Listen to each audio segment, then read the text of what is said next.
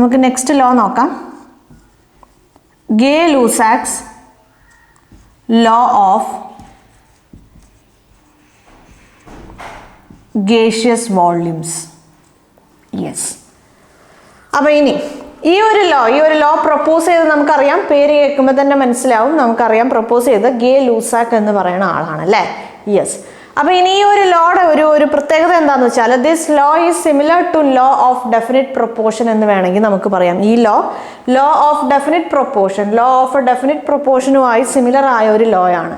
എന്താണ് law of definite proportion? Law of definite proportion എന്ന് പറയുമ്പോൾ 2 എലമെന്റ്സ് അല്ലേ, ആ 2 എലമെന്റ്സ് എന്താ പറയുക കമ്പൈൻ ചെയ്തൊരു സെയിം പ്രോഡക്റ്റ് ഫോം ചെയ്യണ സമയത്ത് അതിൻ്റെ മാസസോ അല്ലെങ്കിൽ അത് ഏതിൽ നിന്നാണ് ഫോം ചെയ്യണമെന്നുള്ളതൊക്കെ അതിനൊന്നും ഒരു വലിയൊരു റെലവൻസ് ഇല്ല. എങ്ങനെയായാലും ആ ഒരു പെർട്ടിക്കുലർ പ്രോഡക്റ്റിൽ അടങ്ങിയിട്ടുള്ള എലമെൻസിൻ്റെ റേഷ്യോ ബൈ മാസ് എന്ന് പറയുന്നത് എപ്പോഴും സെയിം ആയിരിക്കും എന്നായിരുന്നു നമ്മുടെ ലോ ഓഫ് ഡെഫിനിറ്റ് പ്രൊപ്പോർഷൻ്റെ ഡെഫിനിറ്റ് പ്രൊപ്പോർഷൻ്റെ ആ ഒരു ലോ എന്ന് പറയുന്നത്.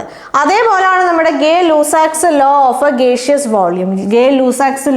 ഗേഷ്യസ് വോള്യത്തിലും അങ്ങനെയാണ്. അതായത് 2 ഗ്യാസസ് കമ്പൈൻ ചെയ്ത് മൂന്നാമതൊരു ഗ്യാസ് ഉണ്ടാവുന്നു, അല്ലെങ്കിൽ ഒരു റിയാക്ഷനിൽ ഗ്യാസസ് ഫോം ചെയ്യുന്നു. ഇങ്ങനത്തെ സിറ്റുവേഷൻസിൽ റേഷ്യോ ബൈ വോള്യൂം എന്ന് പറയുന്നത് എപ്പോഴും എന്തായിരിക്കും? സെയിം ആയിരിക്കും. ഞാൻ ഇവിടെ ലോ എഴുതാം.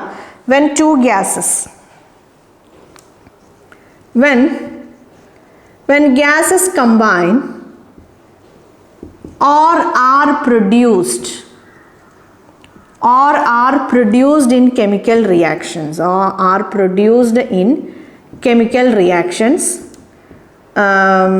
നമുക്ക് എന്ത് പറയാം? or are produced in chemical reactions, the ratio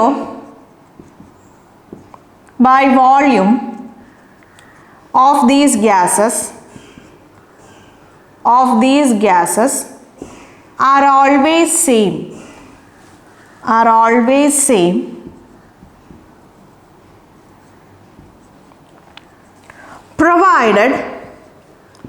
provided the temperature and pressure should be same. Provided the temperature and pressure remains same എന്ന് കൊടുക്കാം. or are same എന്നും കൊടുക്കാം. അല്ലേ. യെസ്. അപ്പോൾ എന്താണ് ഈ ലോ എന്ന് പറയുന്നത്? ഒരു കെമിക്കൽ റിയാക്ഷനിൽ ഗ്യാസസ് കമ്പൈൻ ചെയ്താലും അല്ലെങ്കിൽ ഗ്യാസസ് പ്രൊഡ്യൂസ് ചെയ്താലും ആ ഗ്യാസിൻ്റെ റേഷ്യോ ബൈ വോള്യൂം എന്ന് പറയുന്നത് എപ്പോഴും എന്തായിരിക്കും? സെയിം ആയിരിക്കും. അവിടെ നമുക്കൊരു കണ്ടീഷൻ ഉണ്ട്. കണ്ടീഷൻ എന്താണ്? Provided the temperature and pressure are same അല്ലേ. ആ ഒരു കെമിക്കൽ റിയാക്ഷൻ നടക്കണ ടെമ്പറേച്ചർ അല്ലെങ്കിൽ പ്രഷർ എന്ന് പറയുന്നത് എപ്പോഴും എന്തായിരിക്കണം? അത് സെയിം ആയിരിക്കണം. നമുക്കൊരു എക്സാമ്പിൾ നോക്കാം. ഹൈഡ്രജൻ പ്ലസ് നമുക്കറിയാം ഹൈഡ്രജൻ ഒരു ഗ്യാസാണ്, ഓക്സിജനും ഒരു ഗ്യാസാണ്. രണ്ടും കൂടെ കമ്പൈൻ ചെയ്ത് നമുക്ക് H2O എന്ന് പറയുന്ന വാട്ടർ ഫോം ചെയ്യും. അപ്പോൾ ഇവിടെ നമ്മൾ 2H2O എന്ന് കൊടുക്കും. ഇവിടെ 2 ആണ്. നമുക്ക് പറയാം 2 വോള്യൂംസ് ഓഫ് അല്ലേ, അതായത് 2 പാർട്സ് അല്ലെങ്കിൽ 2 volumes of hydrogen combine with 1 volume അല്ലെങ്കിൽ 1 part oxygen to form 2 volumes of water എന്ന് വേണമെങ്കിൽ പറയാം. അപ്പോൾ ഇവിടെ നോക്കിക്കോൾ. ഇവിടെ ഇപ്പോൾ ഒരുപക്ഷെ നമ്മളോട് പറയുവാണ് 10 ലിറ്റർ ഹൈഡ്രജൻ കമ്പൈൻ ചെയ്യുവാണ് 5 ലിറ്റർ ഓക്സിജൻ്റെ കൂടെ. 10 ലിറ്റർ ഹൈഡ്രജൻ കമ്പൈൻ ചെയ്യുവാണ് 5 ലിറ്റർ ഓക്സിജൻ്റെ കൂടെ 10 ലിറ്റർ വാട്ടർ ഫോം ചെയ്യാൻ. ഒരു പക്ഷേ ഒരു 50 ലിറ്റർ ഹൈഡ്രജൻ എത്ര 50 ലിറ്റർ ഹൈഡ്രജൻ എത്ര ലിറ്റർ ഓക്സിജൻ്റെ കൂടെ കമ്പൈൻ ചെയ്യുമ്പോഴാണ് 50 ലിറ്റർ വാട്ടർ ഫോം ചെയ്യണേ എന്നുള്ളത് നോക്കിക്കോളും. അപ്പോൾ ഇവിടെ നമുക്കറിയാം 2 വോള്യൂംസ് ഓഫ് ഹൈഡ്രജൻ എപ്പോഴും 2 വോള്യൂം ഓഫ് ഹൈഡ്രജൻ എപ്പോഴും 1 വോള്യൂം ഓഫ് ഓക്സിജൻ്റെ കൂടെയാണ് കമ്പൈൻ ചെയ്യണത്. അപ്പോൾ 1 വോള്യൂം ഓഫ് ഓക്സിജൻ്റെ കൂടെ കമ്പൈൻ ചെയ്യുക എന്ന് പറയുമ്പം ഇവിടെ നമ്മൾ എടുക്കേണ്ടത് എന്താണ്? ഹാഫ് ആണ് അല്ലേ. അപ്പോൾ 50 ലിറ്റർ ഹൈഡ്രജൻ്റെ കൂടെ ഓക്സിജൻ 25 ലിറ്റർ കമ്പൈൻ ചെയ്തിട്ടാണ് 50 ലിറ്റർ വാട്ടർ ഫോം ചെയ്യണത്. അപ്പോൾ ഈ ഗ്യാസിൻ്റെ റേഷ്യോ ബൈ വോള്യൂം, ഈ 2 ഗ്യാസസിൻ്റെ റേഷ്യോ ബൈ വോള്യൂം എന്ന് പറയുന്നത് എപ്പോഴും എന്തായിരിക്കും? സെയിം ആയിരിക്കും. മനസ്സിലായല്ലോ? അപ്പോൾ ഒരു കെമിക്കൽ റിയാക്ഷനിൽ ഗ്യാസസ് കമ്പൈൻ ചെയ്യുവാണെങ്കിലും അല്ലെങ്കിൽ ഗ്യാസ് പ്രൊഡ്യൂസ് ചെയ്യുവാണെങ്കിലും അല്ലെങ്കിൽ ഗ്യാസ് പ്രൊഡ്യൂസ് ചെയ്യുവാണെങ്കിലും അതിൻ്റെ റേഷ്യോ ബൈ വോള്യൂം എന്ന് പറയുന്നത് എപ്പോഴും എന്തായിരിക്കും? സെയിം ആയിരിക്കും. ഇവിടെ ഒരു കണ്ടീഷൻ ഉണ്ട്. ഈ ഒരു കെമിക്കൽ റിയാക്ഷൻ നടക്കുമ്പം, അപ്പോൾ കെമിക്കൽ റിയാക്ഷൻ എ നടന്നു, കെമിക്കൽ റിയാക്ഷൻ ബി നടന്നു, ഈ രണ്ട് സിറ്റുവേഷനിലും ടെമ്പറേച്ചറും പ്രഷറും എന്തായിരിക്കണം? 1 and the same ആയിരിക്കണം. മനസ്സിലായല്ലോ? യെസ്. സോ അതാണ് നമ്മുടെ ഗേ-ലൂസാക്സ് ലോ ഓഫ് ഗേഷ്യസ് വോള്യൂം. സിമ്പിളായ ഒരു ലോ ആണ് അല്ലേ? നമ്മുടെ ലോ ഓഫ് ഡെഫിനിറ്റ് പ്രൊപ്പോർഷൻ തന്നെയാണ് ഇവിടെ. അവിടെ നമ്മൾ മാസസിനെ കുറിച്ചായിരുന്നു പറഞ്ഞത്. ഇവിടെ മാസിന് പകരം നമ്മൾ എന്താണ് കൺസിഡർ ചെയ്യുന്നത്? ഗ്യാസിൻ്റെ വോള്യൂം ആണ് കൺസിഡർ ചെയ്യണമെന്നുള്ളൊരു ഡിഫറൻസേ ഉള്ളൂ. ബാക്കി പരിപാടികളൊക്കെ സെയിം ആണ്. നമുക്കൊരു എക്സാമ്പിൾ ക്വസ്റ്റ്യൻ നോക്കാം.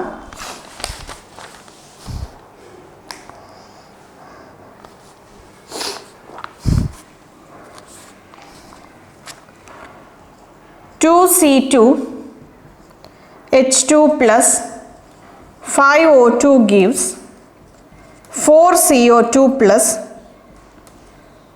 2H2O. ഓക്കെ, ഇതാണ് നമുക്കൊരു കെമിക്കൽ റിയാക്ഷൻ തന്നിട്ടുണ്ട്. ഇതാണ് നമ്മുടെ ചില സമയത്ത് എക്സാമിനേഷനിൽ നമുക്ക് അവർ ബാലൻസ് ചെയ്ത് തരില്ല, വെറുതെ ഇക്വേഷൻ അവർ തരും, നമ്മൾ ബാലൻസ് ചെയ്ത് കണ്ടുപിടിക്കേണ്ട രീതിയിലുണ്ടാവും. എങ്ങനെയാണ് ഒരു ഇക്വേഷൻ ബാലൻസ് ചെയ്യണമെന്നുള്ളത് നമുക്ക് ഡിസ്കസ് ചെയ്യാം.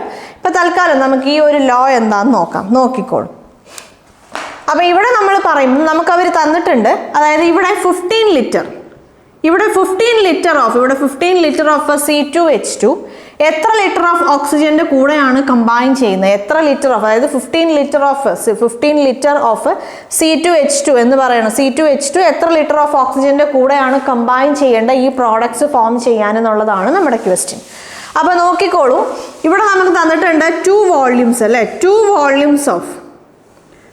വോള്യൂംസ് ഓഫ് C2H2 ആരുടെ കൂടെയാണ് കമ്പൈൻ ചെയ്യണത്?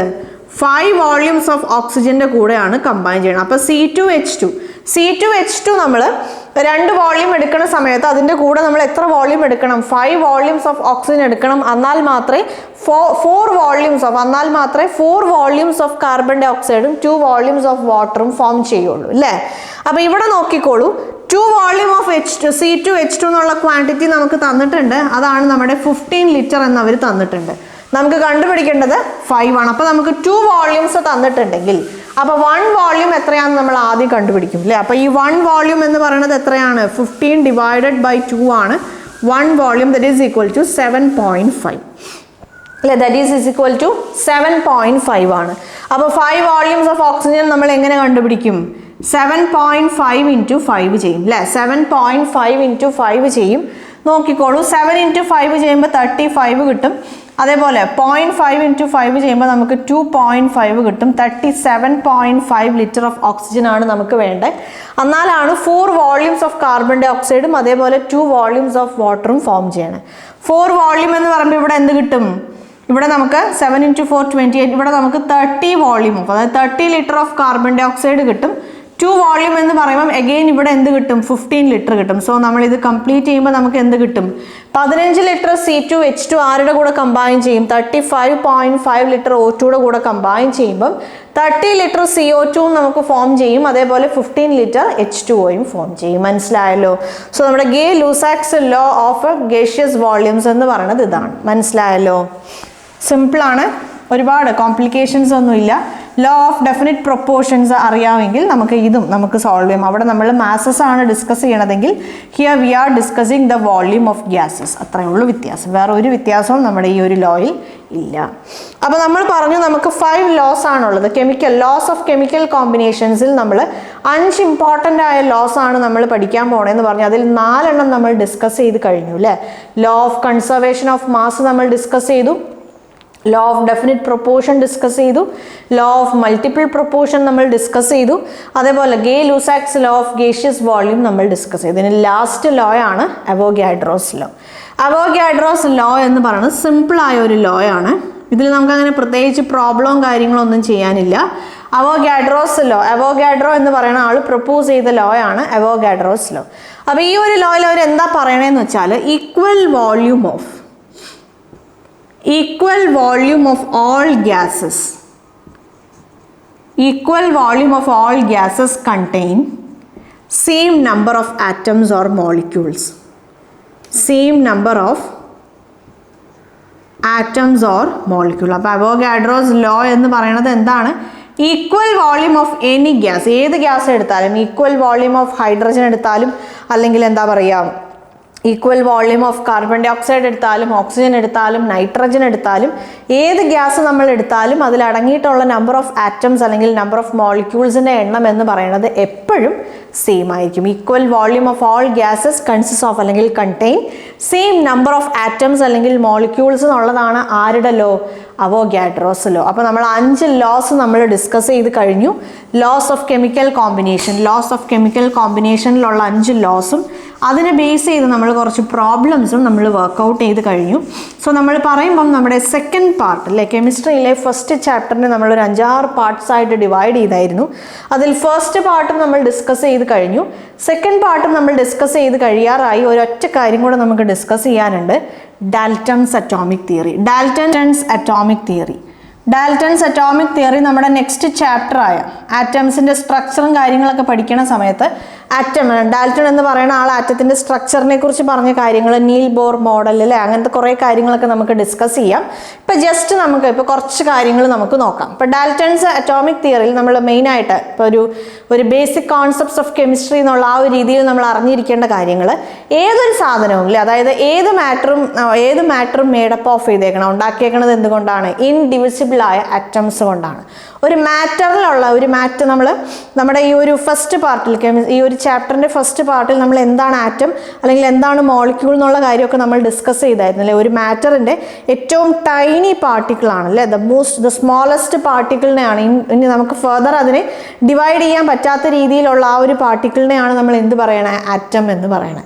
ഒരു സബ്സ്റ്റൻസ് അല്ലെങ്കിൽ ഒരു മാറ്ററിൽ അടങ്ങിയിട്ടുള്ള എല്ലാ ആറ്റത്തിൻ്റെയും പ്രോപ്പർട്ടീസ് എന്തായിരിക്കും? സെയിം ആയിരിക്കും. എല്ലാ ആറ്റത്തിൻ്റെയും പ്രോപ്പർട്ടീസ് സെയിം ആയിരിക്കും, ഇൻക്ലൂഡിങ് ഇറ്റ്സ് അറ്റോമിക് മാസ്. മനസ്സിലായല്ലോ? നമ്മളൊരു കോമ്പൗണ്ട് എടുത്തു കഴിഞ്ഞാൽ അതിൽ ഡിഫറെൻറ്റ് കൈൻഡ്സ് ഓഫ് ആറ്റംസ് ഉണ്ടാവും.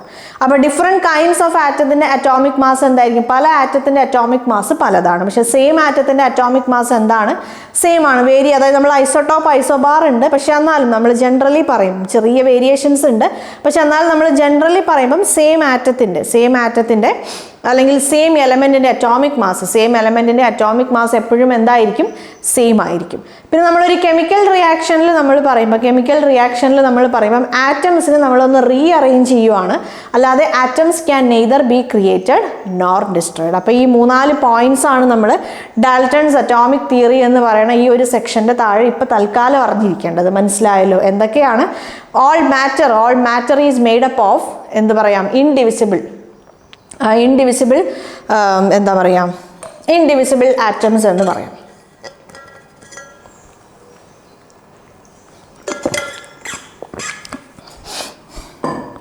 Matter is made up of അല്ലെങ്കിൽ matter consists of indivisible particles called atom. Same എലമെൻറ്റിൻ്റെ ആറ്റം എപ്പോഴും സെയിം ആയിരിക്കും, അതിൻ്റെ എല്ലാ പ്രോപ്പർട്ടീസും സെയിം ആയിരിക്കും, അതേപോലെ അതിൻ്റെ അറ്റോമിക് മാസും സെയിം ആയിരിക്കും. ഡിഫറെൻറ്റ് എലമെൻറ്റ്സിൻ്റെ അറ്റോമിക് മാസ് അല്ലെങ്കിൽ ഡിഫറെൻറ്റ് കൈൻഡ്സ് ഓഫ് ആറ്റത്തിൻ്റെ അറ്റോമിക് മാസ് എന്തായിരിക്കും? ഡിഫറെൻ്റ് ആയിരിക്കും. അതേപോലെ നമ്മൾ പറയുമ്പോൾ കോമ്പൗണ്ട്സിൽ ഡിഫറെൻറ്റ് കൈൻഡ്സ് ഓഫ് ആറ്റംസ് ഉണ്ടാവും. എലമെൻസിൽ നമുക്ക് സെയിം ടൈപ്പ് ഓഫ് ആറ്റംസ് ആയിരിക്കും. കോമ്പൗണ്ട്സിൽ പല ആറ്റംസ് ഒരു ഫിക്സ്ഡ് റേഷ്യോയിൽ കമ്പൈൻ ചെയ്തിട്ട് എന്ത് ഫോം ചെയ്യും? കോമ്പൗണ്ട്സ് ഫോം ചെയ്യും. അതേപോലെ എന്താണ് നമ്മൾ കെമിക്കൽ റിയാക്ഷൻസിൻ്റെ കാര്യം പറയുമ്പം അവിടെ ആറ്റംസ് നമ്മളൊന്ന് റീഅറേഞ്ച് ചെയ്യുകയാണ് അല്ലെങ്കിൽ ഒന്ന് റീഓർഗനൈസ് ചെയ്യുകയാണ്, അതല്ലാതെ atoms can neither be created nor destroyed. മനസ്സിലായല്ലോ? യെസ്. സോ അതാണ് നമ്മുടെ ഡാൽട്ടൺസ് അറ്റോമിക് തിയറി. യെസ്.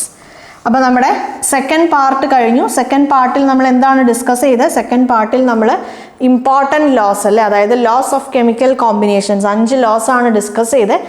നമുക്കൊരു ക്വിക്ക് റീക്യാപ്പ് നോക്കാം, എന്നിട്ട് നമുക്ക് നെക്സ്റ്റ് പാർട്ടിലേക്ക് പോകാം. നെക്സ്റ്റ് പാർട്ട് എന്ന് പറയുമ്പോൾ കുറച്ച് എന്താണ് അറ്റോമിക് മാസ്, അല്ലെങ്കിൽ എന്താണ് മോളിക്കുലർ മാസ്, എന്താണ് ഫോർമുല മാസ് അല്ലേ, അല്ലെങ്കിൽ എന്താണ് മോളാർ മാസ്, മോളാർ കോൺസെപ്റ്റ് എന്താണ്, percentage composition, empirical formula, molecular formula, ഇങ്ങനത്തെ കുറച്ച് കാര്യങ്ങളൊക്കെയാണ് നമ്മുടെ തേർഡ് പാർട്ടിൽ. കുറച്ച് ടേംസും കാര്യങ്ങളൊക്കെ അല്ലെങ്കിൽ കുറച്ച് കോൺസെപ്റ്റും കാര്യങ്ങളൊക്കെയാണ് നമ്മുടെ നെക്സ്റ്റ് പാർട്ടിൽ ഡിസ്കസ് ചെയ്യാൻ പോണേ.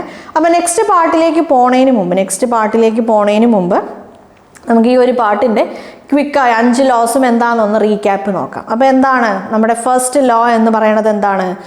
Law of conservation of mass ആണ് അല്ലേ? യെസ്, ഒരു റിയാക്ഷനിൽ മാസ് എപ്പോഴും, അതായത് ഒരു കുറച്ച് എന്താ പറയുക, set of reactants combine together to form a set of products ആണ്.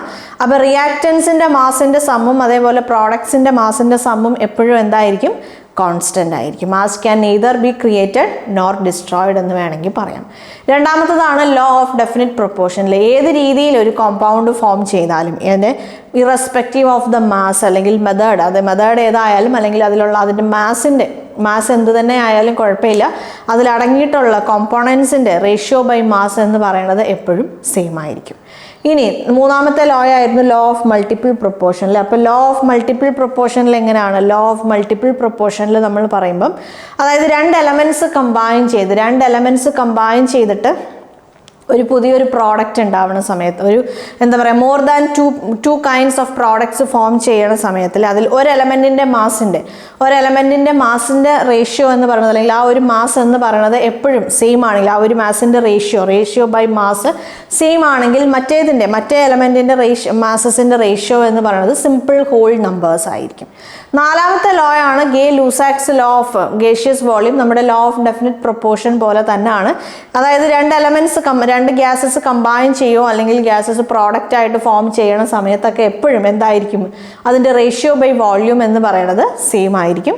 ഇവിടെ എന്താണ് condition? Provided the temperature and pressure, ടെമ്പറേച്ചറും പ്രഷറും ആർ സെയിം ഓൾവേസ്. അതാണ് നമ്മുടെ ഗേ-ലൂസാക്സ് ലോ. ലാസ്റ്റ് ലോ ആണ് അവോഗാഡ്രോസ് ലോ. അവോഗാഡ്രോയുടെ ലോ എന്ന് പറയുന്നത് എന്താണ്? Equal volume of all gases consist of equal number of atoms അല്ലെങ്കിൽ മോളിക്യൂൾസ്. മനസ്സിലായല്ലോ? അപ്പം നമുക്കിനി നമ്മുടെ തേർഡ് പാർട്ടിലേക്ക് പോവാം. തേർഡ് പാർട്ടിലെ കാര്യങ്ങൾ നമുക്ക് 1 by 1 ആയിട്ട് നോക്കാം. യെസ്.